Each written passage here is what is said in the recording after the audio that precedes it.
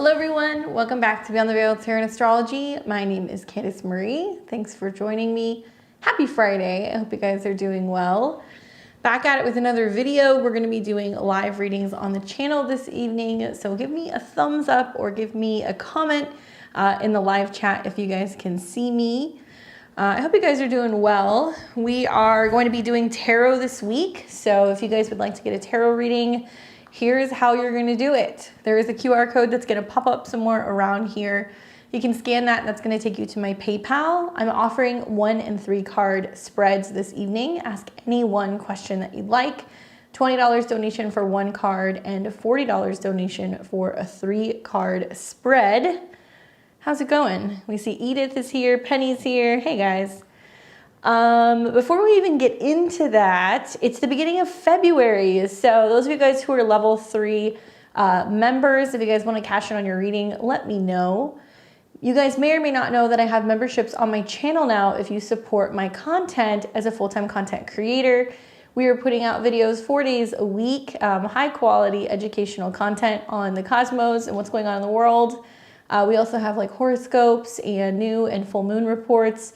Eclipse season's coming soon, so we're definitely going to have a lot of content out there. There's 3 different levels you guys can get in on if you'd like to support my work, and level 3 memberships come with a reading once a month. You can choose between tarot or astrology. So if you guys want to get a reading, you can sign up. So because it's the beginning of the month, let me know if you guys want to cash in on that.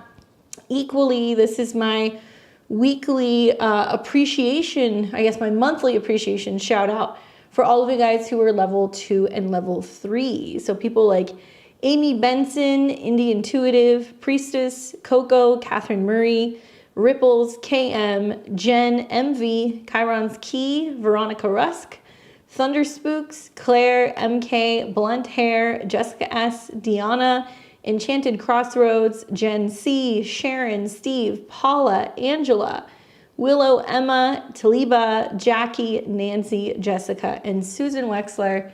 Thank you guys so much for your support. I appreciate it. Some of you guys have been supporting the channel for like over 2 years. You guys are the best. So if you guys want to sign up, let me know.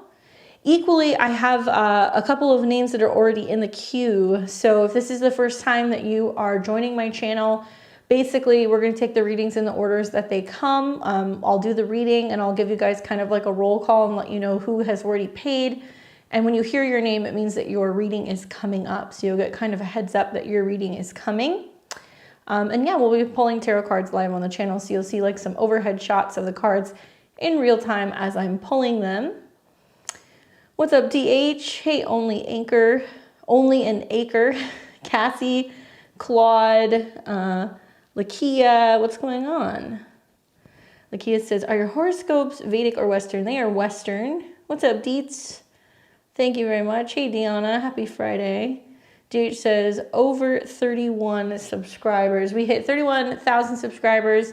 Super awesome. My goal is to get to 50 this year. So let's see if we can make that happen. There's plenty of time left, right? It's only February. But definitely consider hitting the bell button below if you have not already subscribed to my videos. It's Western astrology and tarot and a little bit of intuitiveness in between. What's up, beauty of art? Hey, Davers. Davers is here. Thanks, Tiana. I appreciate it. I saw your comment on one of the videos. It seemed pretty dead on for you. All right, so I have not seen any level 3 that want to cash in yet. You have plenty of time this month to do it. We're here every Friday, 8 p.m. Eastern, 5 p.m. Pacific time. Give you guys a little bit of a roll call and see who we already have. As always, I appreciate your patience. We take the readings in the order that they were received. So we're going to start with Rachel, then we have Lana, Dorothy, Angelie, Claudine, Jessica, Vanessa's here, Ariana, and Melissa. So if you heard your name, I've got you. We'll keep the queue open for a little bit, and we'll let you guys know when we're doing final call. Claude says, I'm hooked on your astro readings. Well, it's definitely a fun way to be able to get a little mini reading with me, right? Glad to hear things are going well for you. Diana, keep up the good work. Certainly those Leo risings are killing it this year in the business department. You guys are ones to watch. So I'll start with the first couple people. So Rachel, Lana, Dorothy, you guys are all on deck. So just keep your ears and eyes open. Rachel snagged the first spot. She says, 3-card tarot reading. What can I look forward to in romantic relationships and work?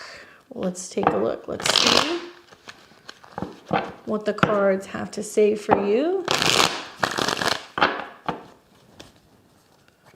So this is going to be for you, Rachel.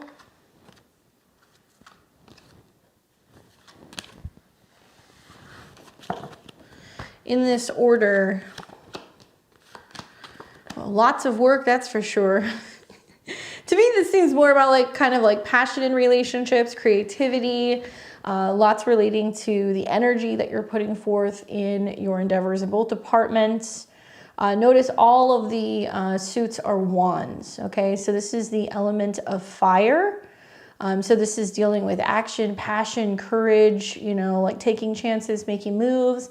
Definitely a lot going on in both of these departments, especially because you got that 3 of Wands coming up first. So when I see the 3 of Wands in the first position, it reminds me that you're remaining open, not just in a sense of like, well, it could be this or that. The 3 of Wands is kind of saying like, okay, you know, I'm going to give this a go. We're going to see what's going to happen here. You're anticipating something brand new. So it can be about new opportunities in relationships, keeping an open mind, more opportunities to potentially get active, travel together, get out, do things, and also explore where relationships can go. Same things with work and creative energies as well. I like that the Queen of Wands is coming up for you. You know, that in the current position is really embodying the energy of Aries, Leo, or Sagittarius. So if you're not one of those signs, it can just be about, you know, showing these kind of personality traits where you're feeling creative, you're feeling bold. I think the Queen of Wands is always following her intuition, right? She's got the cat at her feet, so it does represent having a sense of like intuitive knowing what to get involved in, what to be working on, what to be creating. But she's also very confident. So it's about approaching these topics with a sense of confidence, recognizing that if you nurture something, it has the ability to become like, you know, strong, you know, well kind of developed. It gives you some sense of personal power. So for me as like a woman, you know, pulling this card, it's about being in the driver's seat. Now, from a business perspective, creative perspective, it's kind of like whatever you're working on, whatever you're imagining, whatever you're putting your energy or your heart into, it manifests. So it can be a time where you're feeling really confident when it comes to relationships and also work. It's interesting that you get a 3 and then you get a 9. So this is kind of saying like, you know, you're starting and then you recognize and you realize like, okay, going after what I want takes a lot of work. And not necessarily in a physical sense, but like it's requiring a lot of energy and dedication for you right now. 9 of Wands is a card that comes up that says, don't give up, right? You're at, you know, like that peak moment where you're starting to see whether or not the relationships are going to be unfolding the way that you want them to, whether or not the career moves and taking chances is paying off. You know, you may be feeling like it's a lot, putting your all into these 2 areas in your life right now, or maybe even balancing both. But this is a card that is about surveying how far you've come. So you might feel like, man, okay, this is taking a long time to kind of like get to where I want in a relationship, or to see the recognition at work, to feel like I'm really kind of making my way in my career. But instead of getting kind of beat down, because that's what we see in the 9 of Wands, there is a sense of looking around and being like, no, I've come too far to give up now. So a lot of this is about focusing your energy in being resilient, and also like being steadfast and seeing your goals come to fruition. Usually when I see wands, this can be the indication of a period of time of like weeks. So over the next 3 to 9 weeks or so, you're going to be seeing how these things are going to be evolving. My recommendation is keep your energies up, stay focused on your goals. Don't allow yourself to kind of get run down. You got to keep things moving. So working with like the element of fire, whether that's like, you know, working out or practicing, you know, creative hobbies, or anything that involves, you know, setting intentions and putting them into action. Even like writing your intentions and like burning them can be a great way to see this come to fruition. And rather than getting fixated on what you haven't completed yet, give yourself a pat on the back for how far you've come. Okay, that's really important with these cards. But super sassy, passionate spread that you've got there, Rachel. Good luck. Let us know what happens. There she is. I didn't see you. See you, Penny. Thank you for your donation. Who else do we have here? We've got Lana, Dorothy, and then Angelie. So Lana says, 3 cards tarot. Not sure if I can specify, but I'd love insights on love. I'm in a complicated situation at the moment. All right, well, let's see what's going on with this complicated love situation, Lana. We're going to be seeing lots of planets coming into contact with Pluto in the next week or two. So everybody's kind of facing these situations that can be a little secretive, a little under the radar. So let's see what the cards say for you in terms of this situation. In this order, well, there seems to be a little bit of going back and forth a little bit, possibly with your morals, to be honest with you. Page of Swords, Hierophant, 8 of Cups. Obviously, the 8 of Cups is something I'm really focusing on because it seems as if like there's this like, do I stay or do I go energy that's coming up for you. Page of Swords can be talking about the beginning process of exchanging information, communicating, talking, you know, really kind of getting to the bottom of something. Pages represent a very immature energy. So it can mean that there is some need to be having like more serious conversations, or there's a need to be asking yourself or asking this other person the important questions. Pages always want to learn something. Think of them as like children. And I can't think of anything more dangerous than like a little kid running around with a sword in their hand. So it can be saying like, also don't ask questions that you already know the answer to, or don't ask questions that you don't want the answer to. Page of Swords can kind of indicate that there is a tendency right now to kind of not want to address certain elephants in the room, or not having enough time to think about it, or not having an opportunity to really sit down and discuss something. The Hierophant coming up does talk about like your role in society, right? This is the card that comes up for Taurus. And I think it's because Taurus is really fixated on its beliefs and on its values. Traditionally, the Hierophant was seen as like going and seeing somebody who can give you some kind of guidance, being guided by a priest or a teacher or a therapist, or somebody who's giving you some kind of higher insight when it comes to making a decision.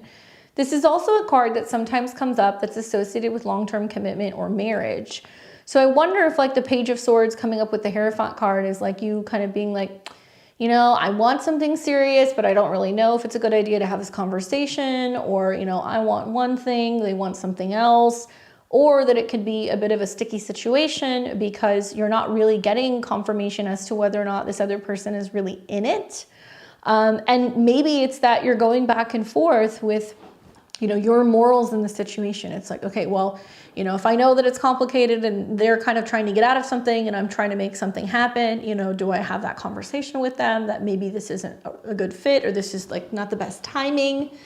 I wonder who you've gotten advice from, because sometimes this is a card that comes up that's saying like, ask an elder, or talk to somebody who's more experienced, or, you know, ask somebody who knows you very well, who's going to be able to give you some really good guidance on the situation. Likely it's going to be somebody who's like a little bit more conservative, and somebody who's going to kind of like tell it like it is. So be prepared that you're going to be, you know, kind of given some kind of feedback that's going to be like saying to you like, okay, do the right thing, whether that's right in the moment or right for you in regards to where you're at in relationships. And the 8 of Cups is the card that's like walking away. This is a card that is getting in the car, not looking in the rearview mirror. So once you do decide to say, okay, you know, this isn't right for me, or this isn't working, or if you're feeling kind of torn as to whether or not you should walk away, it looks like if you do make that decision, I don't think that there's going to be a going back. Now, one thing I will tell you is that for me, like the Eight of Cups in the final position in a reading, it's basically saying you're moving on because you're seeking something better. You're moving on because you know what you want, or because you know that you're doing this or making this decision because it's protecting your heart. So there can be conversations that's kind of like, look, I know what I want. You know, if I'm not necessarily getting it in this situation, or if I'm not getting all of you, then like I got to get to stepping. Generally, when this card comes up in the last position, though, it does say that you'll make the difficult decision to be like, okay, if I'm not getting what I need, I have to go. But I don't think you're ready to have those conversations. I think that that seems to be what you're kind of wrestling with right now. That Page of Swords might indicate that you're kind of fearful of like getting an ultimatum, or, you know, making the decision to move on too soon, or, you know, it's difficult to have conversations about maybe what you're looking for, because you may feel like right now it's a little too early to be discussing these things. I would definitely consider getting like another opinion from another person, like talk to somebody who's an unbiased like third party and be like, hey, this is the situation. This is what's going on with them. This is what's going on with me. What do you think? But don't be surprised if you get somebody who's giving you some feedback that's like, hey, if this is not right, or if this is ethically wrong, if it's involving a third party, or, you know, if you know that they're in a relationship but they're talking to you, they're going to tell you like straight up, like, hey, what are you doing? You know, this is not necessarily the connection that's best for you. But at the end of the day, you know, when we look at the Eight of Cups, it promises that if we move on from something, the Nine of Cups is the next card. So it's saying ultimately you get what you want. Maybe even you're rewarded from walking away from something where you know you're not getting what you deserve, right? So hopefully that's helpful in giving you some insight. Definitely tricky conversations right now. A lot of dancing around something. Good luck, Lana. I have Dorothy, Angelie, and Claudine. You guys are all on deck. What's up, Adriana? Yeah, Penny, you can send the question in the chat if you want. What's up, MJ? If you guys are just tuning in, you want to get a reading, you can get in the queue. You can scan the QR code right up here. Let's see what Dorothy has to say.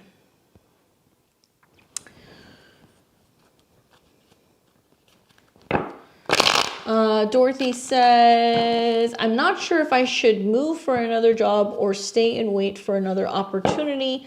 That would bring me closer to family. I'm a Gemini rising, Aries sun, Pisces moon. All right, well, certainly Saturn hanging around your moon can make it kind of difficult, right, when it comes to commitments with home.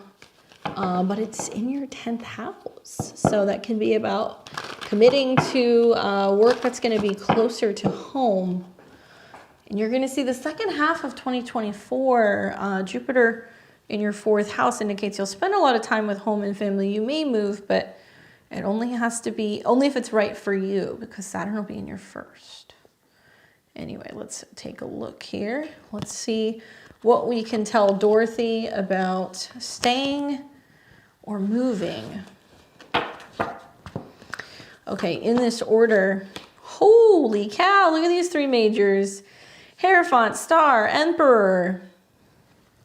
Wow, so that's polar energies here with the Hermit and then the Emperor. So there's only 22 majors in the entire deck, right, of 78 cards. When you pull 3, it's saying that there's like big energy changes on deck.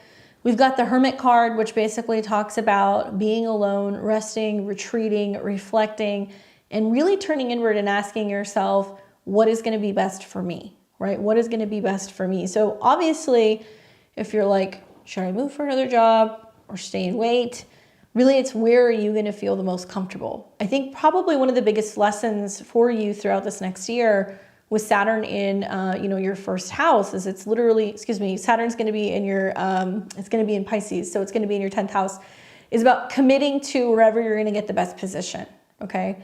So where are you going to get the best position? Where are you going to have a leadership role, a management role, something in regards to, a higher kind of position? And also, do you want that, right? Do you want to be in a position of kind of being like the boss or being like a manager? Are you going to feel okay being in that kind of position? So I'd ask yourself first, what do I want work-wise? And also, where am I going to feel the most kind of, at home or at peace? Something I would also think about is like, when Jupiter goes into your first house, there's going to be this theme of being like, okay, I want more freedom. I'm wanting to expand away from work. I'm not wanting to be tied down so much with my work situation. So one way around that isn't necessarily moving. It may be about you feeling like you're having more opportunities to travel. Maybe you find a position that's going to give you like PTO, or you're going to have X amount of work, time off of work if you want to go and do something. I think the star card in the current position, which is really representing what your hopes and your goals and your dreams are, seems to be the most important. It also talks about community and connection to other people. So are you wanting to be closer to family because you want that sense of connection, or are you doing it because you need to be there for someone? What are your goals when it comes to your future, right? This is a card that deals with Aquarius. So really it's complicated because you have to really ask yourself, what kind of a life are you building? Saturn is only going to be in your 10th house for about 2.5 years total. So you've got Saturn for this year and a little bit of the beginning of next year.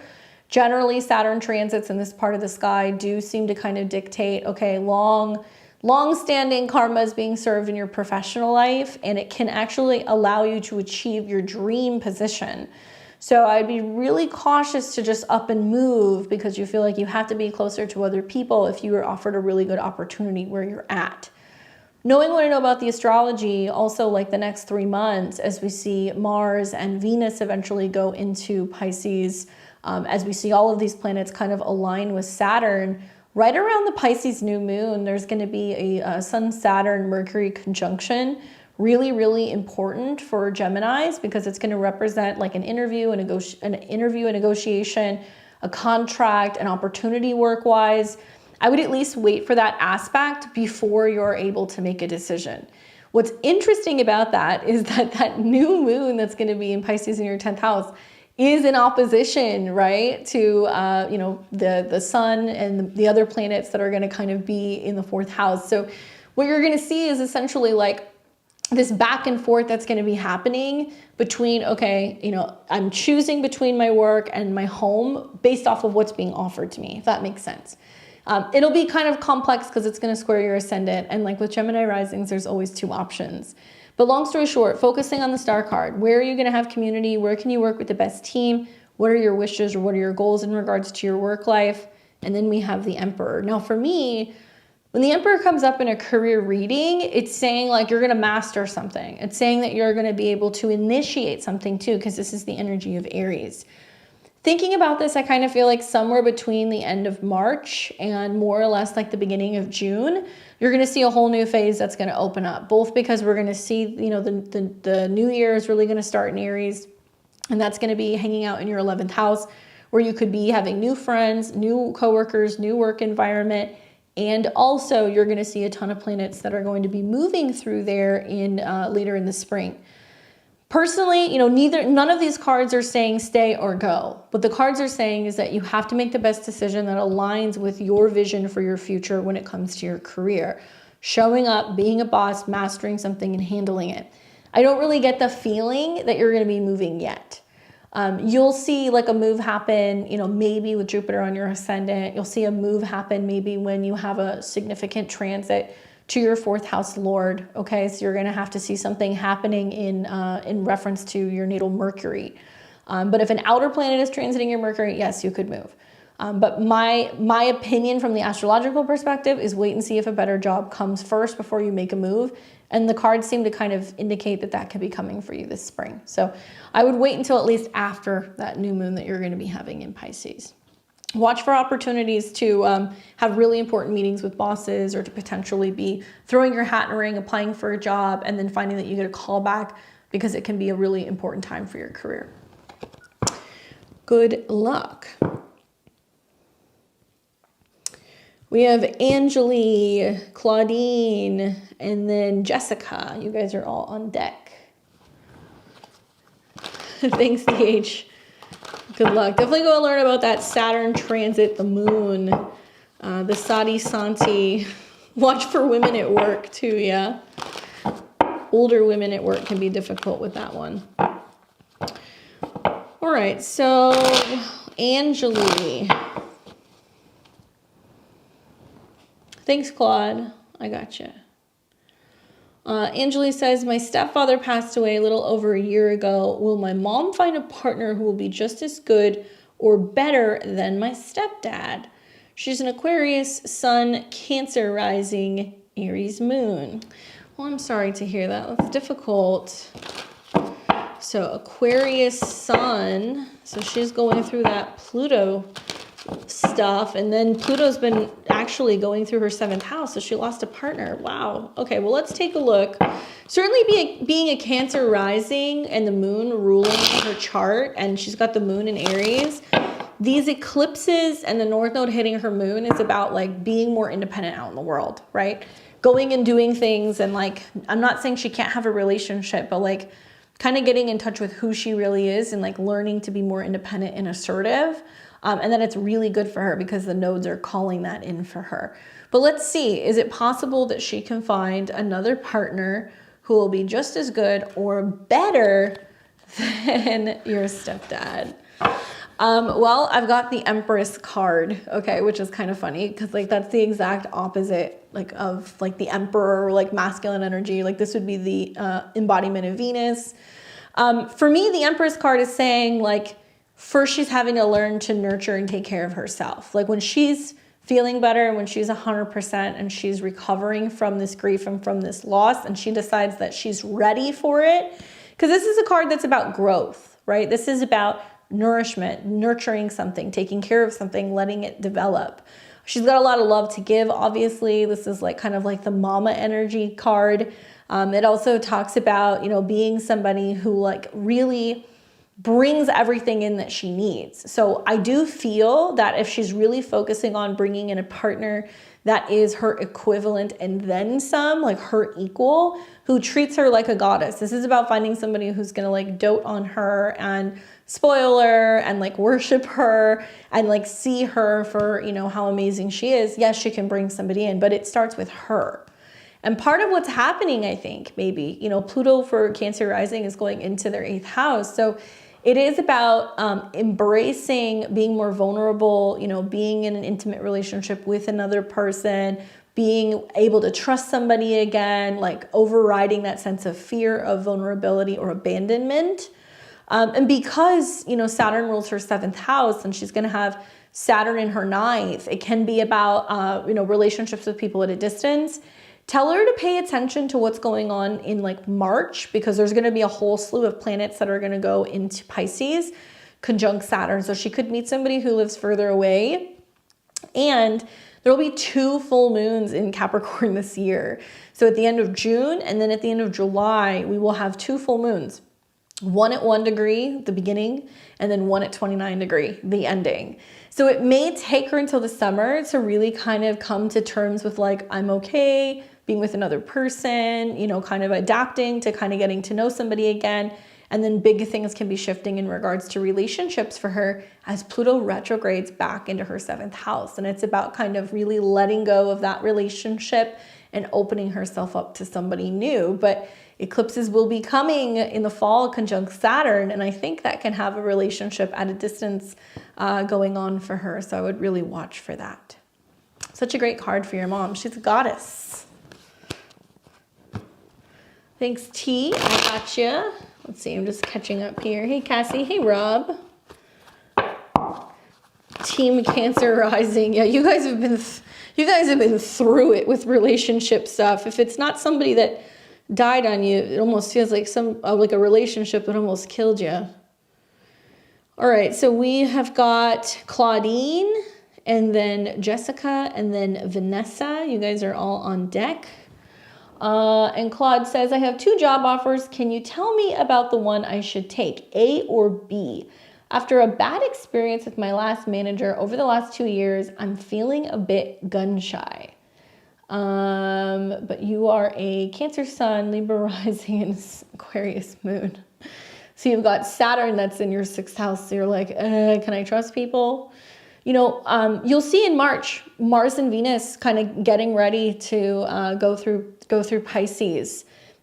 definitely gives you the opportunity to kind of like start in a new space, have a new job in a new office, get to know new people. But let's take a look. Let's see what the cards say for you. We'll make this one A, we'll make this one B, and then this is kind of the looking at everything card, okay? So this is for option A, whatever you were thinking, okay? Obviously, hi, can't get mad at that 10 of coins. Financial security, stability, long-term goal planning, something that can give you some sense of like longevity as well. So it does make me feel like this is like a prime option in terms of taking this position. This also talks about like a lot of respect and like being able to be in a place where it really feels like a more productive and also like a more mature kind of environment. Like to me, this isn't a card that's like drama. It's like people getting things done, you know, people being successful and finding also a lot of opportunity for financial success. So, okay, pretty decent card. The second card that I got, and this is for option B, was the Judgment card. So I'm wondering, like with this card or with this option, is it like a timely thing? Like, do you feel like you're being pressed to like make a quick decision? Do you feel like if you turn this away, you're not going to potentially, you know, be able to get this chance again? Does it mean that you're taking a second look at an offer that you've had before and you're kind of like having feelings that it can kind of come back to bite you in the ass? This isn't a bad card, but this is really like looking at things being like, am I sure I want to do this? And I'm wondering what the hang up is, or like what is holding you back, or what you're afraid of. Are you returning back to something? Because the Judgment card sometimes talks about like a resurrection. So like I've seen this when people go back to jobs they've done before, they go back to careers they've done before. Is there anything like that with option B? Just wondering. And then this is the card that you get that's for both situations in general. 7 of coins. Well, that kind of represents the situation you're in now. You're like, you know, kind of like deliberating like, okay, where am I going to plant these seeds? Like what's going to be the most productive? You know, where am I going to get the most opportunity? And also this is a card that's about not wanting to waste your time. Like intuitively, I almost get the feeling that you're almost saying to yourself, okay, with option B, like if I take this, am I passing up a really good opportunity on the other side, right? And am I sure that I want to do this because this looks very appealing and I don't want to waste my time? I got a management position that I had previously been in and of course afraid to be the boss again. Okay guys, so like literally the tarot is like pretty bang on here. In my opinion, because this is a card about not wanting to waste your time and not wanting to go to a situation where you're trying to grow a garden where there isn't fertile ground. Option A looks a lot better on my end of the table. Okay, that's just my opinion, because this does feel like there is more long-term opportunity, and like this does seem like something that could end up being very lucrative. So, you know, Judgment card, I mean, you have to remember, okay, like the zombies coming out, resurrecting from the grave, just because they're coming back doesn't mean that you need to answer that call. Doesn't necessarily mean that bringing them back is gonna like fix things. We've all seen like horror movies, like I always reference like Practical Magic, but like with that movie where they bring the guy back and it's not him, it's like some like possessed like psycho. That's kind of how I see the Judgment card. It's like, are you sure you want to go back there? Because you never know what you're gonna get, and it could actually be something that is like otherworldly and like it's like all happening all over again. My advice is go for A. I really feel like I would keep in mind that there does seem to be a matter of timing at play here. And just because somebody is saying like, we're giving it to you, do you want it? Take it. Don't get pressured by the timeline. Consider option A because I think it's a better choice for you. Good luck. What's up, Swats? I got you. I'll add you to my list. What's up, Angelie? I did your question already. You just missed it. It was about a reading or two ago, but it was a good card. You'll be able to watch the playback once we're done, but it was the last reading that we just did, so right after Dorothy. All right, so we have got Jessica, Vanessa, and then Ariana. All right, so Jessica says, no worries, you got a good card, don't worry. Jessica says, hey Candace, I'm Jessica on YouTube. I'd like to have a 3-card reading for career advice. How am I currently doing on astrology reading? What can I improve and bring more customer income? I'm a Pisces rising, Scorpio sun, in the 8th house, Aries moon.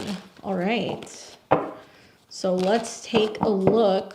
You want to know all about your skills with astrology, how you're doing, how you can bring in more customers. Well, certainly being a Pisces rising, I think about how, oh, hello, Jupiter and Uranus are going to meet in your 3rd house. So that talks about an expansion of social media, websites, blogs, making money, maybe through teaching, through reports, doing videos, that kind of stuff. These cards jumped out, like you guys saw it. They did, they jumped out. So these are the cards that I got. The Knight of Pentacles, the Page of Wands, and the Star card. Okay, so first of all, whenever we see some of the court cards that kind of pop up, it can be other people or it can be like actual events and situations that are starting to kind of manifest. So Knight of Pentacles, this can represent opportunities basically to build on your current skills. This can also be about making some moves to invest in something. So thinking about like Taurus, right? Because this is an earth energy. I think that you're going to see so many opportunities between the planets in Pisces in your 1st house and also the planets that are in Taurus in your 3rd house through the sextiles, where you're committing more seriously to what you know, what you talk about, what you're saying. It might be where you're continuing to kind of focus on dedicating time, money, and resources to building your brand. It may be continuing learning as well. Like I think about how Jupiter and Uranus meeting, you know, may potentially open the door to being like, hey, I've got a tarot group or have a newsletter, or, you know, sometimes nights come bearing something. So it can be talking about doing specials or maybe something that you're offering and that you may change it more frequently because the 3rd house kind of moves around a little bit. Then we have the Page of Wands. So this is like a creative energy. So this is an energy that's talking about trying something new, trying something more fun, something different. It can also be about exploring other ways that you can use astrology. I mean, the 3rd house Taurus might be you're considering, you know, writing digital books, or you're considering that you want to create like little prints and things, you know, connected to astrology, something that's like useful, but also kind of like beautiful or artsy. So you can consider like incorporating like products, or if you want to create like astrological products, you could do that. That would be a fun way to use like the Page of Wands. And then the Star card also is talking about like a connection to the collective. I'm wondering, is this going to be the card of the evening? We've already seen it like once or twice. The Star card talks about that connection to a group, right? And so what I like is that Saturn being in your 1st house, Jupiter, Uranus being in your 3rd, you can give advice to groups of people. Like I would be going on Twitter, I would be going on social media groups, and I would be like interacting with other people, giving advice, talking about astrology stuff, you know, sharing what you know, like trying to really kind of create some kind of interaction where you're building connection with other people, bringing attention to your brand. And another thing to consider, right, is that now that we have Pluto going into Aquarius, moving into your 12th house, this is going to represent connection with people in foreign places. This is also going to be about how you're receiving money. The 12th house can be like your payments. So you want to be making sure that you can be accepting and receiving international payments. So working with like a processor that does that. So that way you can connect to a larger group of individuals. In terms of like your reading skills, I mean, the Knight of Pentacles is saying there is like a slow process. So maybe the way that you're doing your readings is you're taking your time, you're really putting a lot of focus and energy into it. You're not wanting to rush them, which is fine. And I think the Page of Wands is saying like trying to do something else supplemental, so that way you're feeling like, okay, it's also helping build the brand and kind of bring attention to what you're doing. Definitely focus on some group interaction. I think that's going to help you. The Star card usually brings like-minded people and helps us connect to the right people, so that way we're a part of like a group or a network in some way. Okay? But yeah, keep on keeping on. You'll see as soon as you start to see Saturn sextiling Uranus this year, you're going to be like, hey, this is actually starting to work. You just need to kind of get your voice out there. Anyway, good luck. Hopefully that's helpful. Thank you, Ariana. You are up just after Vanessa. So I have Vanessa, Ariana, and Melissa. What's up, Vanessa? She says, hey, I wanted clarity on a long overdue question. I had a boss back in 2009 that let me go. He's a Taurus, initials are MDG. Why did he do this to me?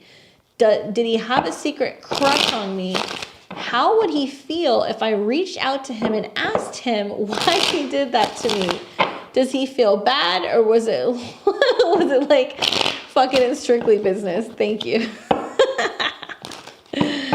Thank you, Cassie. I will add you to my list. I appreciate it. You're welcome, Jessica. Good luck. All right, well, let's see what the deal is with this boss from 2009. Why did she get let go by MDG? Should she say something? This is some drama. I wish I could call my old bosses up. I haven't gotten let go by one, though, but I would have some things to say, I'm sure. 5 of Swords. Okay, so first of all, let's just look at the card. Okay, so you see this dude's standing here. He's got a couple swords in his hand. More specifically, he's got 3 swords in his hand. All right, so I think of the 3 of Swords when I see this. 3 of Swords is about being hurt, right? Something painful, a painful situation. So this can represent you going back and wanting to connect and being like, hey, this thing happened, it upset me. Like, what's the deal? Why did you do this? And I think that might be kind of like what's irking you. And that's what you're thinking about, because, you know, swords can be about, you know, something that's weighing on our mind, something that brings us stress or anxiety. 5 of Swords sometimes is talking about showing up to a fight and somebody being like, no, I am not looking for that. If it was 5 of Wands, it'd be a different story. But 5 of Swords, you know, does indicate that you're showing up trying to kind of confront somebody or trying to talk about something. And essentially, you know, the 2 of Swords being there is like, yeah, I'm not going to respond to this, you know, or like, I'm not getting involved in this can of worms, or I'm not going to fight with this person. I'm not going to have conflict with this person. To me, it doesn't seem like ill will. You know, maybe if it was like, you know, the Devil card, or if it was the Emperor, or, you know, other cards coming up, I'd be like, yeah, there was something weird here. Honestly, I get the impression, looking at the 2 of Swords on the ground and the people walking away, they would be like, where is this coming from? Like, this is like so bizarre. Like, I'm not even gonna respond to this person, or, you know, I'm not gonna get into it with them. And personally, I don't think it was a situation where there was any ill will. I feel like it was a situation where he was being told, hey, you gotta let somebody go. Like, I think it was strictly business. Because this seems like they just cut and they're like, okay. And I don't think you were the only one. I don't know what you know about the situation, but there's multiple people here walking away.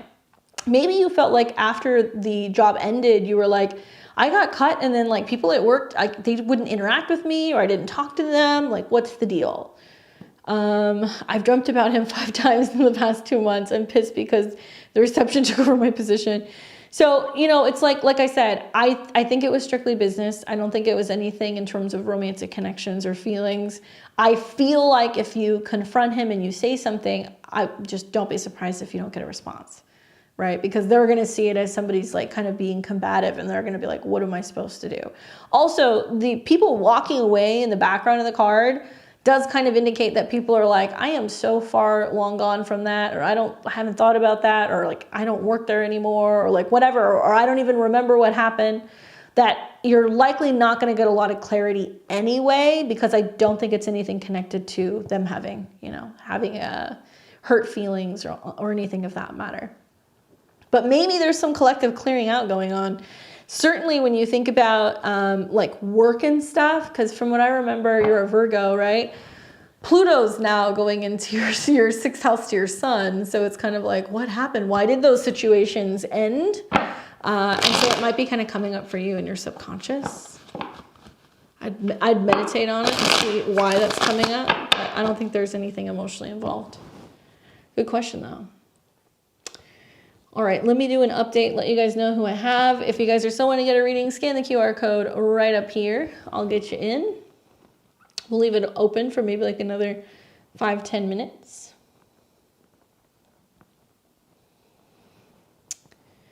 I've got, next up, Ariana. I've got Melissa, Penny, Kim, Tiana, Swatti, Astd, Hiba, and Charlotte. I've got all of you guys. So Ariana, Melissa, and Penny, you guys are up next. I've had those dreams. I've had dreams about hanging out in places that I used to work too. It's kind of weird. Maybe it's like Saturn and Pisces stuff, because, you know, Saturn can be talking about work and career, and then Pisces can be talking about dreams and, you know, where we've been and like working out some of this like weird work karma out in our dreams, quite literally. Okay, so Ariana says, hey there, my question is about my love life. I was wondering if I should wait for someone to get it together or someone on the horizon. I'm a Virgo sun, Virgo moon, Sag rising. Okay. Just thinking about like your Jupiter transit should be pretty good for you going into your 7th house if you're a Sag rising. But the Virgo sun and Virgo moon are kind of getting hit because you've got Saturn in your 4th house. So you're feeling kind of bound to home or kind of alone. And then it's all creating these like mutable squares this year. So there's gonna be a lot of moving parts, but Jupiter's going into your 7th house. So that should be pretty good for relationships. But let's take a look. So is someone coming? Are they on the horizon for her?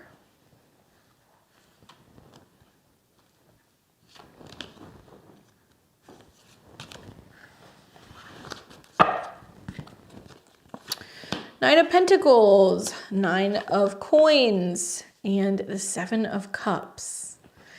I always laugh, you know, Sag risings, kind of like they can be kind of like the bachelors of the zodiac. Doesn't mean that they can't commit, but because you are ruled by Jupiter, there is a sense of needing your freedom. So it doesn't mean that you don't want relationships. It doesn't mean you want partnerships, but you need freedom. Jupiter and Uranus are getting ready to meet up in your 5th house. So in your 6th house. So likely what you're going to see happening this spring is that there's an opportunity for you to make some big changes to your lifestyle, where you're working, how you're working. Okay, just kind of marinate on that for a little bit. How you can be making changes and creating more opportunity for spontaneity in your life. After that conjunction in June, Jupiter will go into your 7th house. So it's expanding relationships. Now, if you have Sun and Moon and Virgo on the 10th, it's like all work and sometimes no play. So what your Saturn transit's teaching you is to slow down, take your time, really think about what kind of a life are you building? What are you cultivating? What's going on? And what is it that you want? Slowly kind of taking your time and figuring that out. There seems to be some confusion here. You know, I'm looking at the 7 of Cups in the final position. It does make me feel like you're kind of like, you know, am I ever going to find anybody? Is there something out there? Is it possible for me to find someone? But you haven't quite figured out what it is that you're hoping to bring in. 9 of Coins in the current position also talks about somebody who's like super self-sufficient, independent, provides for themselves, is somebody who maybe has high standards, which is not a bad thing. Okay. And I think it's also about you really looking at things and being like, yeah, if somebody comes into my life, they have to be the whole package, because I'm not willing to kind of make personal sacrifices. I'm okay on my own. I can hold my own, but it would be nice to have somebody as well. So you're looking for somebody who's really kind of got it together. And I think that the challenge here with the 7 of Cups coming up is that there is some confusion about, well, what does that look like, right? How do I find somebody who has the qualities that I'm seeking? You know, sometimes what we want and what's actually compatible with us and what's actually good for us are two different things. And I think you're going to learn that this year as you see Jupiter move into your 7th, expand relationships, and it squares Saturn. So you're going to learn that you have to get out of the past. You also have to get out of the house, or you have to be making more of an effort to be cultivating and building that private life. And then you're going to see that Saturn is going to be opposing your planets in the 10th house, trying to get you to focus more on home. So there's a lot of moving parts. I would look at this as February and March is about kind of really building that foundation of what you're hoping to achieve emotionally and what's going on with your private life. May June's going to be more relationship oriented. Then you're going to see opportunities for further expansion when Mars and Jupiter come into conjunction in June. You know, relationships can really take off then. Then you're going to get into the fall where you're going to be making some more changes with your work schedule. I think what you're learning is to find more balance between home and work, between relationships and yourself. And a lot of this is about getting clear about what it is that you want. So we know that you can kind of hold your own, but really it's about looking at things going like, okay, you know, I'm going to create some diversity, I think, in my schedule. I'm going to move some things around, making it more possible for me to be able to create the time to be with a partner. And I do think that this is going to be also about a reevaluation of what you're actually calling in, right? Because you may find somebody who's very kind of Gemini-esque, that's your descendant, who's more, you know, flexible, and they're kind of unpredictable, and they're chatty, and they're kind of all over the place. And you might look at it and be like, oh my God, what do I do with this person? Like, who doesn't seem to have like a lot of structure. And I think that that can be a good thing because it can come in and it can kind of teach you that it's okay to have fun, it's okay to play and not like take things so seriously. But you have to really think about what you want. Because I know you're killing it right now with some of the professional stuff, but I think that there is a need to really think about what it is that's going to be best for you, that's going to help balance out some of these energies. So the Seven of Cups kind of talks about like being confused and being like unsure of what that person looks like. And when you get clarity, I think you're going to have a better ability to be able to attract a partner that's going to come in and give you what you want. Also, high eclipses in your 5th house at the beginning of April. That's an opportunity to plant a seed for true love. So, you know, around the 8th or the 9th of April, that solar eclipse will hit. And that's going to be a time where you're really thinking about, okay, what do I love? How can I bring more joy and creativity into my life? And I would start from there. And I think that's really going to unfold as you get into the summertime, where likely Jupiter could bring you more than one potential offer. Yeah. Hello, mutable squares. That's real fun. I remember when Saturn was in my 4th house and I had Jupiter going through my 7th house. And that's where I was like, I give up and I'm going to move and I'm going to relocate. And I was thinking about doing that, trying to figure out how to do that. And then Jupiter went in my 7th house and it squared Saturn. And then I met my husband and he was like, yeah, why don't you like do this instead of doing that? And like kind of brought a different perspective in. That was really positive. That really helped get me out of the Saturn square. So keep your ears open for the people who pop in. Okay, so I'm going to take the super chat and then we'll go to Melissa, Penny, and Kimberly. 5 minutes on the queue for those of you guys who want to jump in and get a reading. What's up, Cassie? Cassie says, I found out my co-signer won't re-sign the lease, so me and my boyfriend have to move out by March 1st. He has a job, I don't. My best friend wants to move in together, but I'm worried and unsure about everything. I don't want to end up homeless. All right, well, let's see what's going on. Let's find out what the cards say.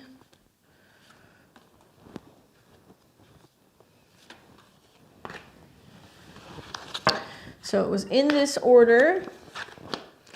Well, you're moving, girl. There is the Fool card and the Chariot card.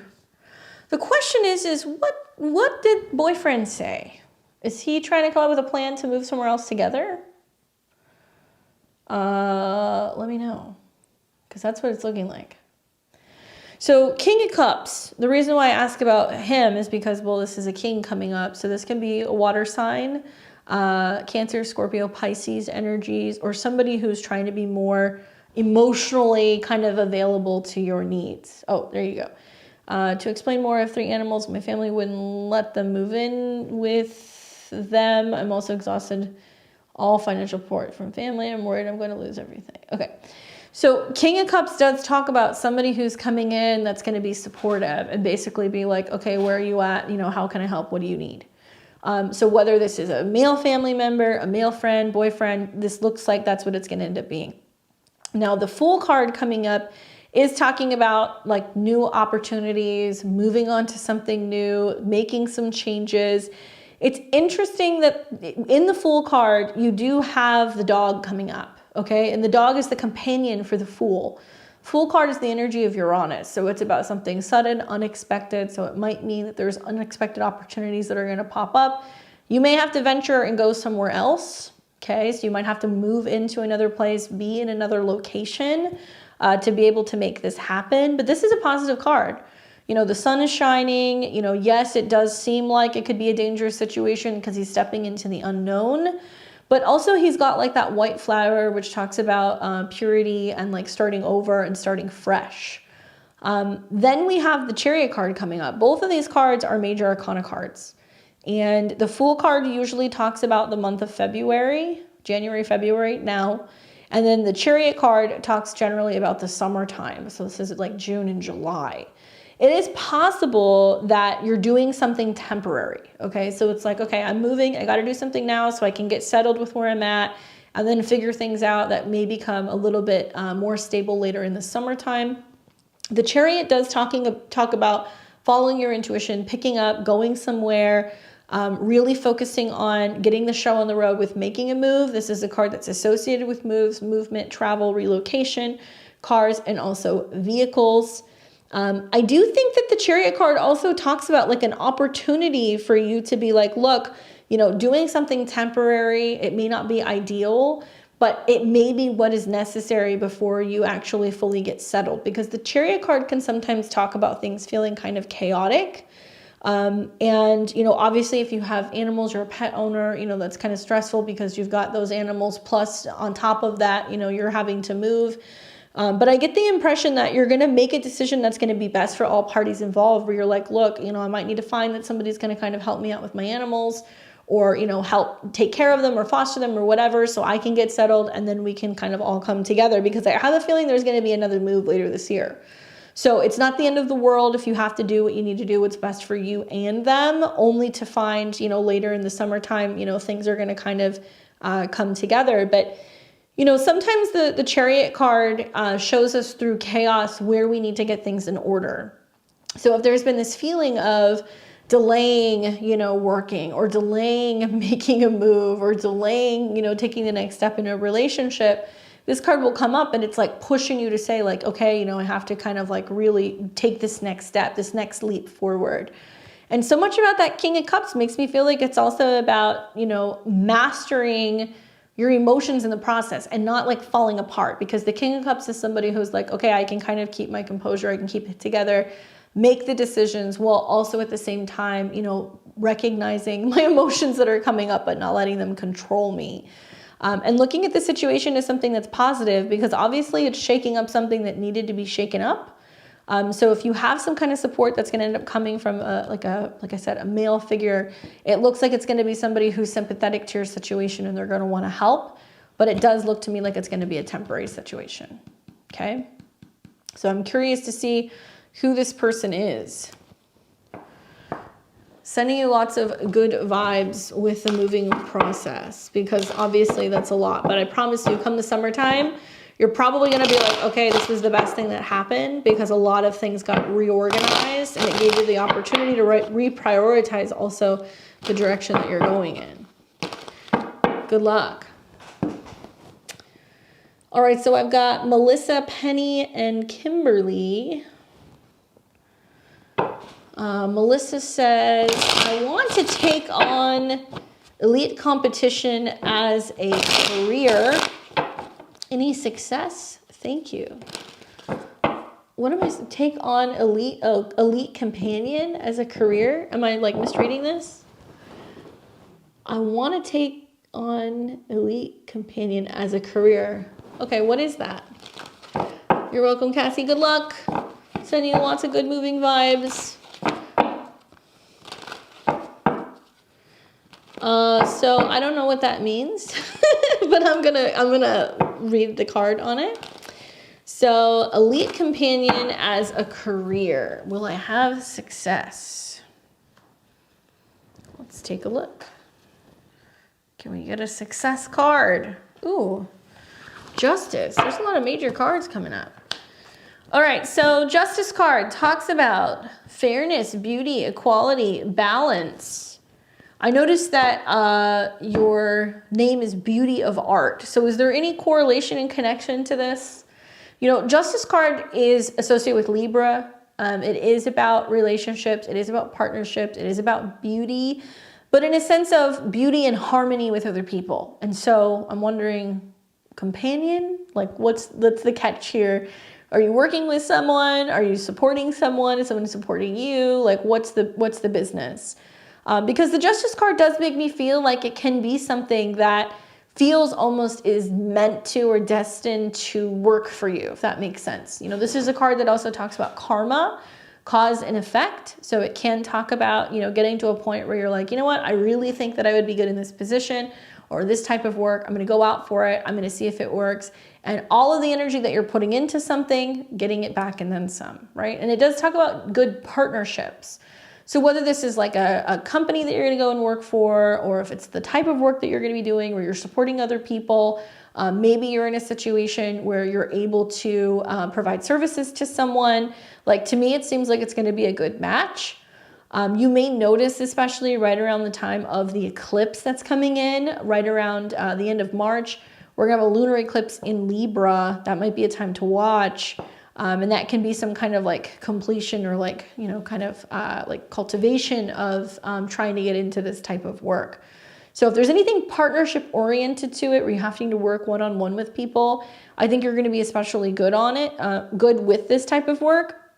And I also feel like you're going to get a lot back from it in the process. You're going to get a lot of compliments, a lot of validation. You're going to be recognized for the work that you're doing. You're going to feel like that people have your back. Because the Justice card is about being able to feel like you're in the right union, right? Like you have the right partners by your side. And it can even materialize as to like some really important relationships that can come from going in this direction career-wise, okay? Good luck. I got Penny.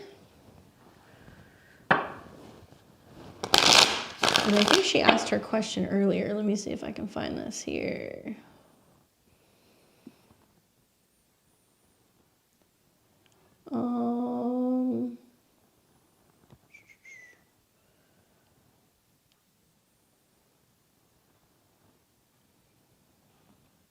Let's see. Are you here, Penny? Did you ask your question already?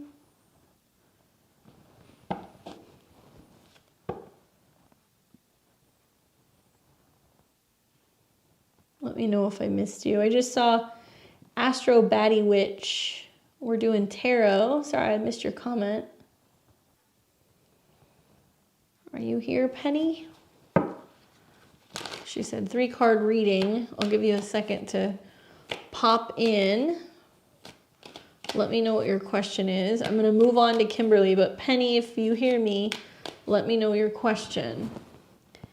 Kimberly says 1 card for Only Acre. Lots of good things happening this year, and especially since the Leo full moon. Tell me something else good. July 30th, 1960. Leo sun and Venus, Scorpio moon, Pisces rising. Sorry, Penny, can you send me that question again? All right, Only Acre. Let's see what the cards have to say for you. This one. Ooh, I like this.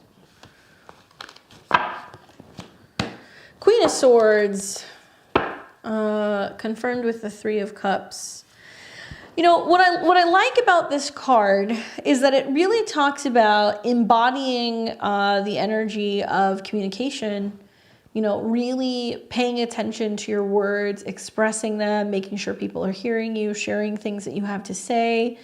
I get the impression this might be about Saturn being in your 1st house. I think this is about you wanting to be seen as somebody who's a leader, somebody who's a guide, somebody who's a teacher, somebody who is encouraging groups of people or trying to inspire them. Saturn in Pisces is about making a reality of your dreams. So in a way, I think that Saturn's energy in your 1st house can be about speaking things into reality. Obviously, you've got Jupiter, Uranus in your 3rd. So you might recognize that like you're saying things and then they happen. You're like manifesting things very quickly, or you write something down and then it happens.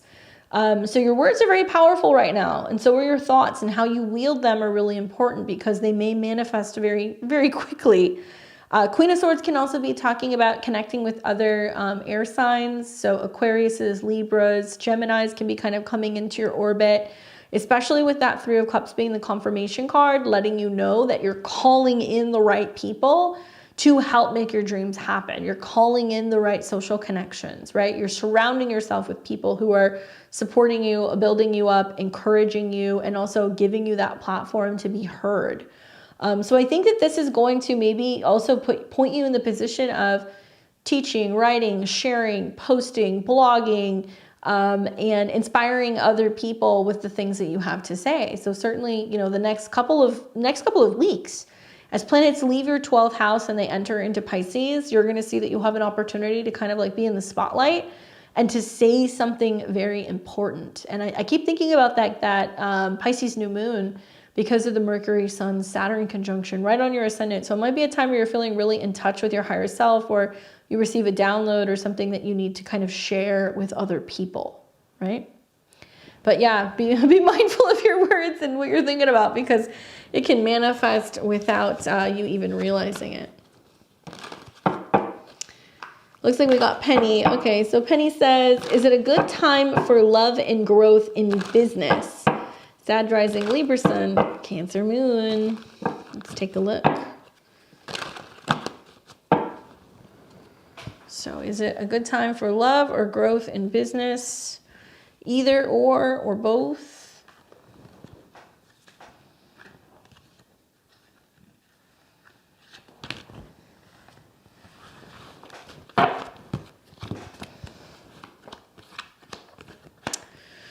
So Four of Swords, Judgment, Knight of Swords. Kind of feel inclined to tell you this is a long distance race, not a sprint. So a lot of the things that you're hoping to achieve in both of these departments are going to come with careful planning, but also not overly exerting yourself. I think so much for you, you know, I mean, with just like Saturn going through your 4th house and these eclipses that are going to be coming in, that's going to be squaring, you know, both your moon and also somewhere around your sun. You're focusing more on like, okay, what's best for me? What's going to make me happiest? And also at the same time, embracing lots of changes for you emotionally, since you have that Cancer moon.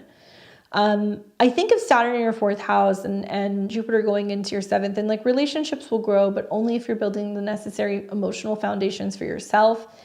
Four of Swords really says that you're learning to kind of like rest and you're letting things come to you. So you're kind of in this state of being like, okay, I got to get super grounded. I have to make sure that my home, my emotions, my stuff in my private life is kind of set.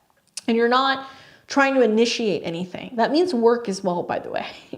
So as planets are going through your 3rd house, I think it's going to be more about learning, sharing, reading, writing, you know, like stuff that's going to be more information based.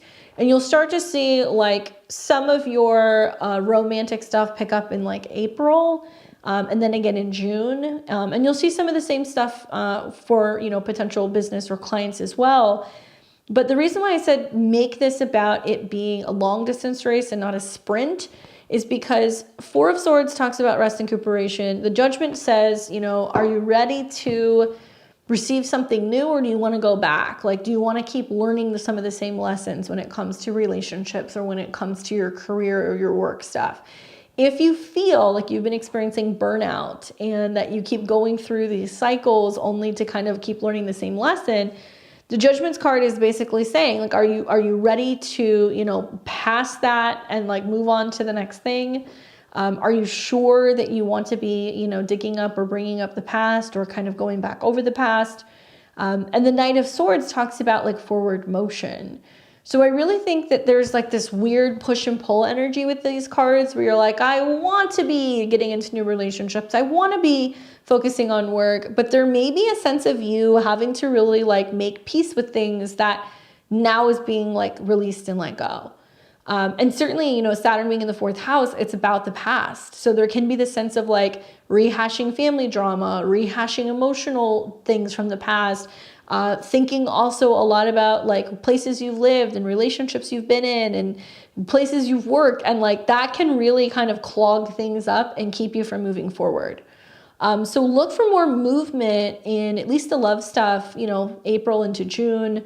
You're going to have to look at your personal Mercury placement and see the transits that are going to Mercury to get a better idea of what's going on with your career and your relationships. But that Knight of Swords coming in says like, look, yes, you could end up meeting somebody who could be an air sign. So like a Gemini, Libra, or an Aquarius who could come in very suddenly, who you can make kind of a connection with, you could travel with, you could talk more to, you know, and it's going to give you the opportunity to like leap into something new, but only after you have finally released or worked through some of this burnout or some of the things that right now are kind of keeping you a little bit more in your cocoon, at least until you get to April, okay? And I'm excited because the Knight of Swords can definitely be somebody who comes in and they just show up. They walk right up to you and they start talking to you, right? Or like a new job opportunity presents itself to you, or there's this new idea that you're kind of working on or working with at work, and it takes off very quickly. So you really need your wits about you. Like you need like this recuperation right now before some of these things come in. So get your rest and get your healing on while you can before you start some of this new stuff in the spring. Good luck. We've got Tiana, Swatti, and Astd. You guys are all in the queue.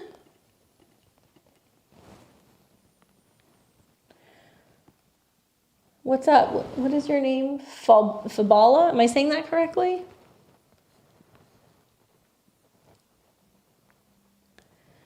All right, so let's see. We've got Tiana who says, can I get a February forecast? You got it. You're welcome, Penny.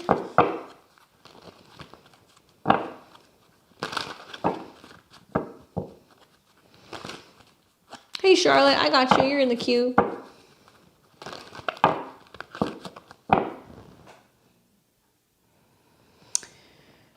All right, so this is for Tiana who wants her February forecast.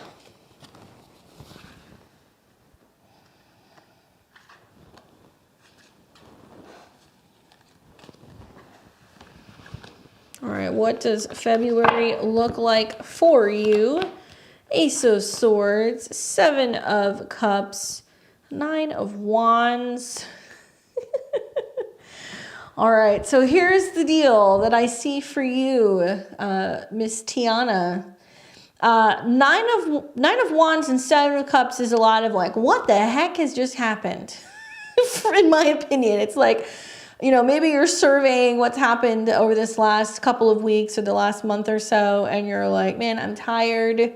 There can be this feeling of almost feeling defeated or overwhelmed, or questioning, you know, how much more work, effort, time it's going to take to keep moving forward.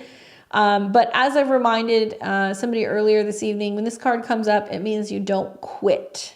Okay, it's about looking at things, being like, yes, things have been difficult, but look at, you know, giving yourself the pat on the back for how far you've been able to make it. 7 of Cups. This is a card that's about reassessing things. This is a card also on one hand of dreaming, feeling inspired, thinking about what could be, what is possible. This card can be a little tricky though, because it can be about having too many irons in the fire. So it's possible that you're kind of like burning yourself out a little bit, or burning the candle at both ends, because you got way too many things that's either on your mind or way too many things that are happening at the same time. When I see this card, it's about really minimalizing, getting real, getting grounded, getting practical, and making sure that you have a plan, right? So it's like, you know, maybe you're looking at 2023 and you're like, that year kicked my ass and I'm coming into this year and I'm exhausted and I don't want to be spinning my wheels and wasting time or daydreaming or doom scrolling or feeling like I'm chasing waterfalls. So the best thing you can do with the 7 of Cups is sit down and really ask yourself, you know, what is my goal for this month, I guess February, or for this year? Okay, realistically, how much can I get done this month, right? What do I actually have time for? Because if you're burning yourself out trying to do a million things at one time, feeling like you're, you know, not capable of being able to keep up with that, you know, the bandwidth, but also feeling like you're not giving 100% to certain areas in your life because you're spreading yourself too thin. Sit down, get organized, create a list, right? Not easy to do when we have Saturn in Pisces. And also, once you have figured out, okay, these are the things I need to get done, you know, minimalize that list. You know, if you got 10 things, you got to at least cut that list in half. Get realistic about what you can accomplish this month, set realistic goals, and hold yourself accountable for those timelines. Equally, this is about being positive and optimistic about the future, about how things can turn out. So many times when we set goals, we get really overwhelmed about how we get from point A to point B. And I think with this card, it's basically saying if we stay in that state of being like, I have too many things going on at one time, we're never actually going to be able to kind of give 100% to one goal at a time. So shorten your list, get real, write it down, speak things into fruition. You know, with the Ace of Swords, it's, I am accomplishing this. This is coming easily to me. I am accomplishing my goals. I'm meeting my deadlines. I'm saying I'm going to do something and I do it. And maybe it's about like having like a, you know, an accountability buddy. Maybe it's about having like a new journal that you're working with or a planner. Something that I have become really fixated with recently is like time blocking. So like I'll go through my schedule and be like, okay, this is my day today. This is the things I have to get done, and then blocking the time that I'm actually doing that stuff. So I'm making sure that I'm meeting some of my deadlines. It's annoying, but it's really helpful because it helps me better kind of utilize my time so I get all my stuff done. Kind of reminds me of the Ace of Swords. It's really going through and like writing everything out and making sure that everything's planned. This is also about new opportunities and new beginnings. So, you know, the Ace of Swords can be about cutting through the fog, right? And getting clear about where you're going. It can be about having important conversations. It can be about planting new seeds, especially when it comes to learning, having important chats with people, signing contracts, making commitments also, you know, about what your goals are, and your words being exceptionally powerful this month. It's also cool that it's Aquarius season and you're pulling the Ace of Swords. It means that you're kind of like, I am in touch with, you know, what these new energies are. And it's about really being able to work with it. Yes, the Ace of Swords is a masculine card, right? Because it's connected to air. So it might also be a month where you're having to kind of be a little bit more honest with yourself. Maybe you're being a little bit more direct with people. There is maybe a bit of fierceness in how you're communicating, and you're not willing to, you know, I guess like be too much of being like a yes person. So there can be like saying no more often, or, you know, not overbooking yourself, or not saying yes to things that you know that you don't have time for, or that you don't have the energy for. And not allowing yourself to kind of get like burnt out, I guess, or overwhelmed with everything that you're taking on. And also I think like not worrying about things you can't control. Sometimes that Seven of Cups comes up that's like, if I don't do this, this is going to do that, and this is going to happen, and that's going to happen. And like the Ace of Swords is kind of like, no, let's cut all of that out. Any concern or confusion or worry about, you know, woulda, coulda, shoulda, or what if. Focus on what you can change this particular month, and don't worry about all of like the worst case scenarios, right? Because if you do that, then there's going to be this perpetual like cycle of kind of getting stuck with, you know, feeling overwhelmed with all the potential end results. Anyway, I hope that that's helpful for you in navigating this month. Use your words, use them wisely. That's my advice. Stick to your commitments. So that was for T. We've got Swats. What's up, Swats? Swat says, I want to know what you see about me being on a wait list for a sperm donor through a fertility clinic. Have shown patience for so long. I want to be a mom. Cap rising with an Aquarius stellium in the second. Well, I just keep thinking about how you're going to have that Jupiter-Uranus conjunction in your 5th house in April, and that's a really good time for being pregnant. Actually, you're going to see the Jupiter-Uranus conjunctions around April 20th, and then you're going to see going into May, Jupiter, Uranus, Venus, Sun are all going to come into conjunction. So I can't think of a better fertility transit than that. But obviously, first we need a sperm donor. So let's see if Swats is going to be able to arrange that and find one. What does the cards have to say? This one. You get the Hanged Man. which is interesting. So before I show you the confirmation card, the Hangman is kind of like having to kind of remove yourself from the situation and kind of being like, okay, I'm going to take a step back and I'm going to get some perspective, right? So it can feel like you're kind of stuck and you're suspended in a situation where you're like, okay, I kind of want to give up, but also I've been committed to this for so long and I've been waiting for somebody to come in. Like, what's it going to be? And trying to feel like you have to make a decision and you don't want to back out, but you also are starting to lose faith in staying committed to this.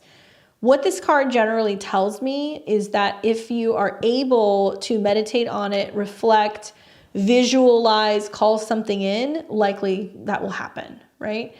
This is also the card of Pisces, all right? So it can be talking about Pisces season. There's an opportunity, that there is a shift, that there's a change.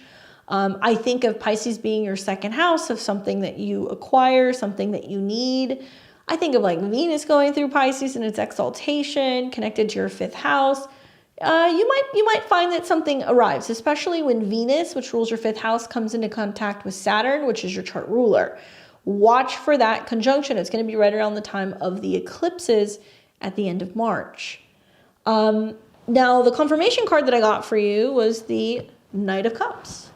So I was like, okay, Hangman, it's saying like, just wait, be patient, you know, something's going to come through. Like, what's it going to be? Knight of Cups is generally somebody who comes offering something, and a chalice can definitely be a donation.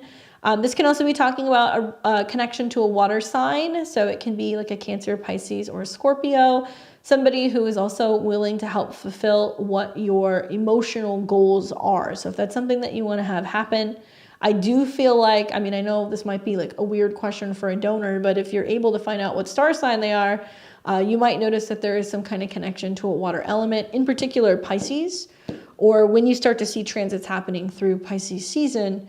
But like I'm telling you, April through May, the transits in your fifth house are pretty indicative of an opportunity for a fertility time window to kind of come through. So hopefully that night arrives with your donation and makes it possible.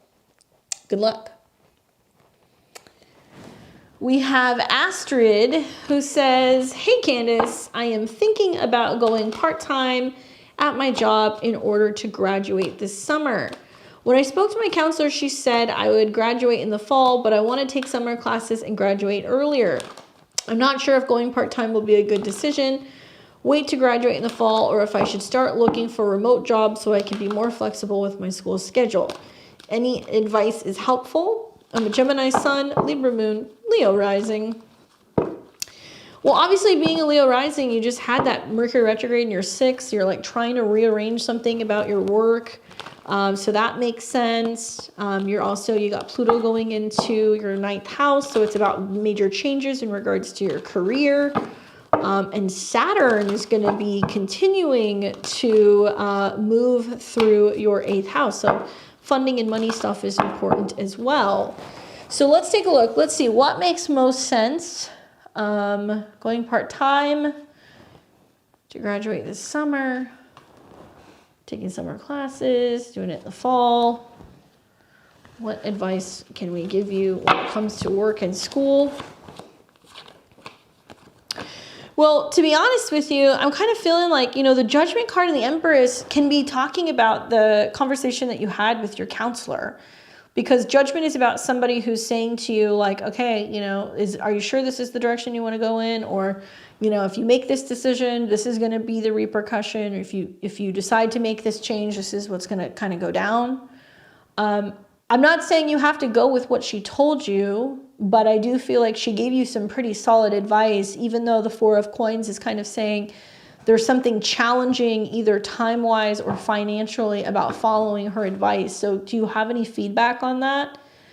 I'm trying to kind of understand reading your question. I know there's a couple different options here, but do you feel as if the advice that she gave you is like, no, it's not going to work because I have to work? Because Four of Coins can be talking about like needing more resources or needing more money or not wanting to give up a job or not wanting to give up a routine. And Judgment and the Empress is saying like the advice that's being given to you in regards to the situation is somebody who's saying to you like, look, You know, this is going to be in your best interest. This is going to be the best way for you to do this. You're working 11-hour days. Okay. So what did she recommend specifically? She said, I would graduate in the fall, but I want to take summer classes and graduate earlier. I can take 12 units in the summer and I need more. So what did she recommend in your situation? Did you tell her how much you're working and what you're hoping to achieve? I'm not sure it's going to be going part-time will be a good decision. I want to graduate in the fall, or should I start looking for remote jobs? Personally, I don't see you, there we go. Money and new work environment. Well, I don't really see you wanting to give up something about either the way that you're working or the how you're working, because finances are a focus. When four of points comes up, it's like, no, I need to be working. I need money. I do feel like this is saying that it can be something that can be taking you, really into the beginning of next year before you're completing this, right? I didn't mention graduating early. Oh, it says take summer classes and graduate earlier. That's what I thought you were saying. Or wait to graduate in the fall or start looking for remote jobs. I mean, I get the impression that whatever you end up doing, it's going to take a little bit longer than you're wanting to because you're trying to fulfill some of your financial needs. So if you're going part-time because you have to work, I know that you want to graduate earlier, but it's saying what the primary focus is here is what you need in order to feel secure. So if you're like, I'm not willing to give up my job, or I'm not willing to, work any more than what I'm working, I think adding school on top of that is a lot. I do feel like for you, there is going to be so many transits going through your 9th house where you are looking at how you can be doing school differently. I do think that it is possible, because Aquarius is about technology and upgrades in the future. I'm wondering, do all of your classes have to be in person? Are they hybrid? Can you be doing some of it remotely? Be looking at ways that you can be making major innovations in regards to your education. What is also going to be playing into your favor is Jupiter is going to be going into your sign. So when Jupiter crosses your sign in the summer and it's trining Pluto, you're going to look at this and go okay, this is actually really good for me because it's giving me the necessary time to be able to better balance my needs, my work, and also my education. So if I were you, I would not make any changes, or I wouldn't give up a job. I think it sounds like you're already working a lot, and I would really focus on being able to maintain what you need in order to feel safe and secure. Don't make any sudden decisions or sudden judgments, because I think the Judgment card and the Empress card is saying you have to consider yourself first and your needs. And if it takes a little bit longer to graduate, so be it. My concern also is that, you're going to see planets going through Taurus, which for you is going to be about a higher education. And those planets in April and May are going to square everything that's going to be having Pluto in your 9th house. So I don't want to see you overdo it. I don't want to see you get overwhelmed. I don't want to see you load up on too much stuff and then be like, that's too much for me. Now I have to take a break, because I feel like it could lead to that. So take a little bit more time, focus more on, being able to continue to keep working and providing for yourself. I think it's worth it in the long run not to kind of burn yourself out and take on too much at one time, right? Yeah, that's a lot of courses and credits, especially if you're doing that over the summer. That's wild. On top of working as much as you're working. I mean, I know I understand you want to get it done, but I don't want to see you burn yourself out, because that could easily happen in the spring with all the planets going through your 12th house. Take a little bit longer. And you'll probably be glad that you did, because Jupiter in your Senate is going to give you the opportunity to also do some stuff over the summer that may be necessary. Jupiter is going to make you kind of want to have a little bit more freedom. And I think that if you're bogged down with school and work, you're not going to get the break you need. Good luck. What's up, Hiba?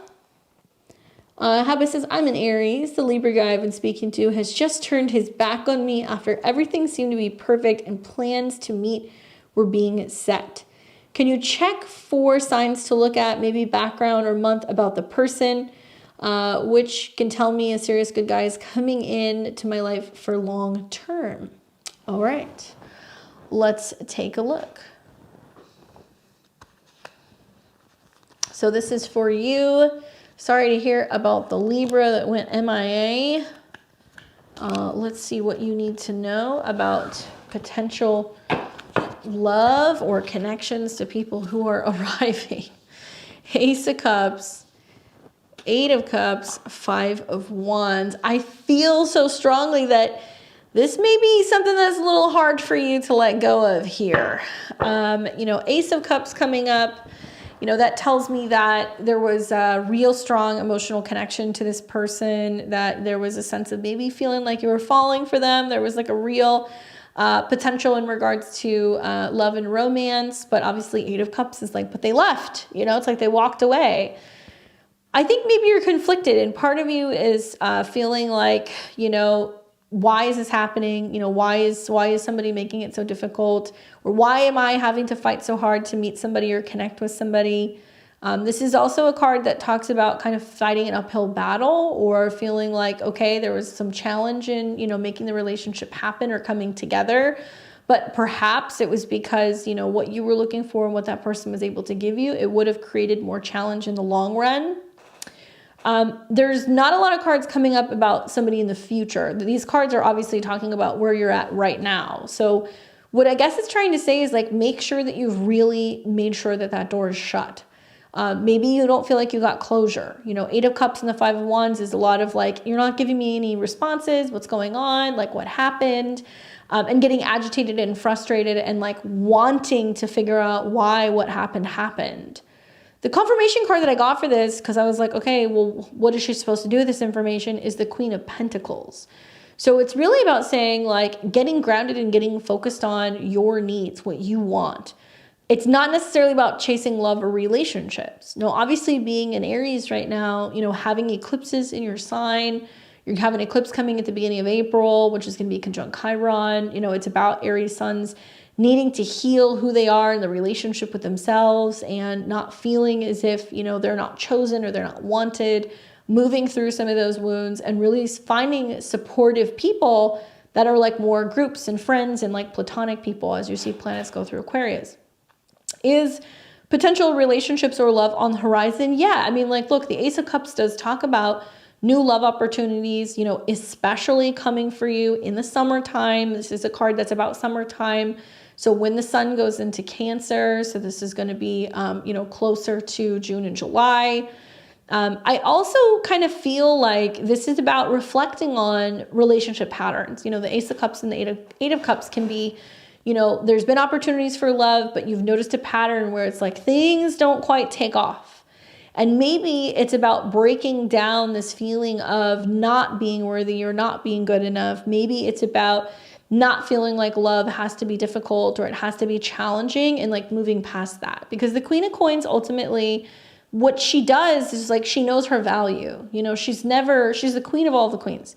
So she's never going to put herself in a position where she's going to feel like she has to, you know, chase somebody or beg for something, or that, you know, she's not good enough. She knows her value. So she's never going to put herself in a position where she's going to let somebody make her feel less than. So to me, it seems like there's a lot of, instead of looking at the situation going like, well, why did they do this to me? Why is this happening? What's wrong with me? It's being like, no, obviously that wasn't a match for me. And really changing the way that you look at the dynamic. You know, if somebody leaves, okay, did they leave or were they removed? You know, were they removed from your path because they ultimately were not going to give you what you were looking for, most likely with this spread. But you can see some changes that are going to be happening over the summer. You know, obviously I know for Aries, you know, you're going to see a Mercury retrograde that's going to go from Virgo into Leo over the summertime. That's going to be in August. You're going to also see a Mars retrograde, which is your ruler. That'll happen in December into February, which can also bring a reevaluation of romantic relationships. You're really going to have to look at the ruler of your 7th house. So you have to know your ascendant to be able to do that. But, you know, I personally feel like there isn't necessarily something that's holding you back from relationships. What is coming up is like this tendency or like this wound about being like, I get so far with somebody and then they walk away. And so there's a need to really kind of tend to that wound and change the perspective on, did they walk away or were they removed from my path? And also, you know, recognizing where somebody's not quite meeting you where they need to meet you, and also having high standards and low expectations. You know, the Queen of Coins does not expect anything, she provides for herself. So when she has high standards and other people come through, if they meet those standards, then, you know, she's able to kind of take up a relationship with them. But I have a feeling with both of those retrogrades in Leo this year, you know, you may hear from people from the past. And so if you're in the process of rebuilding yourself and like really focusing on having a healthier relationship and self-esteem, be cautious about who you let back into your life, right? Good luck. Hopefully that's helpful. I got Charlotte. Let's see, did you ask that question, Charlotte?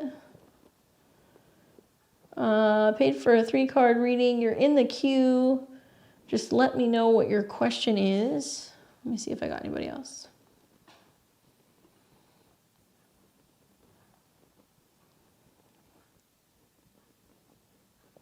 So just waiting on you, Charlotte, and then I will do your reading.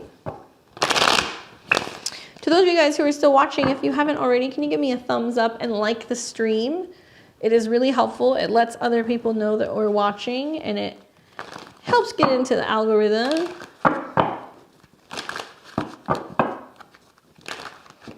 Are you here, Charlotte?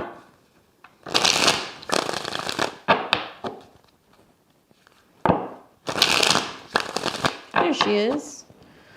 I would like to know how my marital relationship will go this year. Scorpio Sun, Libra Rising, Cancer Moon. All right. Let's take a look. You're welcome, Hiba. Good luck. Sending you lots of good love and romance vibes. There she is. This is the order that I got for you.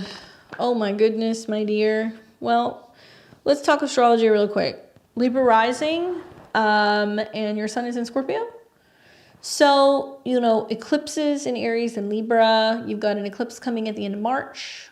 Personal completions, changing, endings, releasing, letting go for Libra risings. Death card, okay? This can also be about changes and clearing out karma and relationships for Scorpio. So you kind of have it both ways. I think when the death card comes up in the past position, I would almost prefer it, right? Because it's saying like whatever necessary changes or shifts that have been going on in the relationship personally or within the two of you guys has already come up. So there's already been this awareness of being like, these are the things that we need to be working on. These are the things that we need to change. One thing I like about the death card is that it does kind of indicate that whatever has happened has happened. You have no other choice but to move forward. So it's about accepting whatever has gone on. It's about also recognizing ending patterns personally as a Scorpio where things are no longer serving you. I know that even though the eclipses are in your first house, for a Scorpio sun, it's about recognizing like the patterns where, you know, you don't always show up and clear out the relationship karma, or where you are not connecting to yourself, or maybe that, you know, you can be creating some issues that can happen because 12th house to your sun represents self-undoing.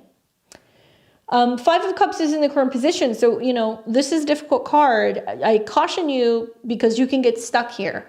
When this card comes up, it talks about like fixating on what hasn't worked, fixating on what's gone on in the past, hurt feelings. There can also be some challenges in expressing emotions. You know, obviously his back is turned and he's got his cloak on him. So you're running a potential risk of having issues in the relationship and like shutting down and not communicating and not sharing. And I don't know if that's you or that's what you're experiencing.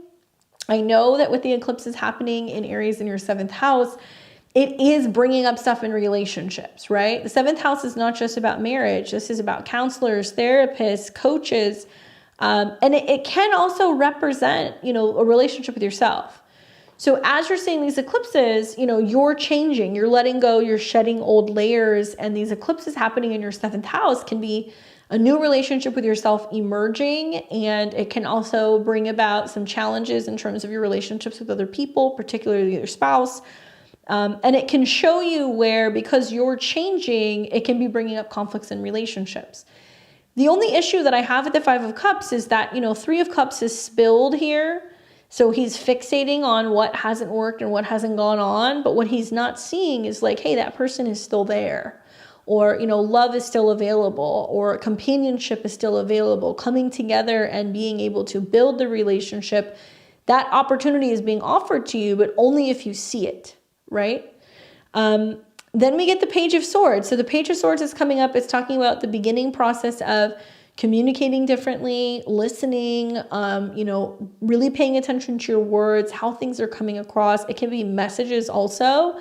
I do feel like this may be about communicating with your partner in a way where you're learning to kind of let them know or explain to them, hey, you know, my feelings have been hurt, or hey, I have this issue or this concern, and really learning how to communicate better. Because pages, you know, they represent the first step. So there can be like this sense of like, you know, learning how to communicate better, learning how to, you know, express yourself and your needs better.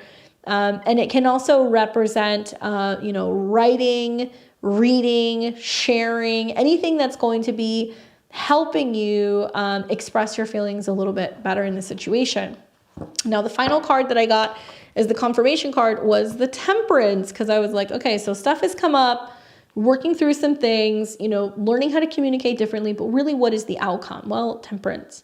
Healing. So it's the opportunity to heal in this relationship, giving each other time to process, you know, and unfortunately, these eclipses in your 7th house, they're not just about you, it's about other people. So it might mean that you have a partner that's going through a healing crisis. They could have a health issue, or they could be having anger issues, or they could be having problems in regards to, you know, defining who they are outside of the relationship. So part of that North Node and the eclipse in the 7th is giving partners the space to be able to kind of figure out who they are outside of relationships, right? And like also being in tune to what your partner needs.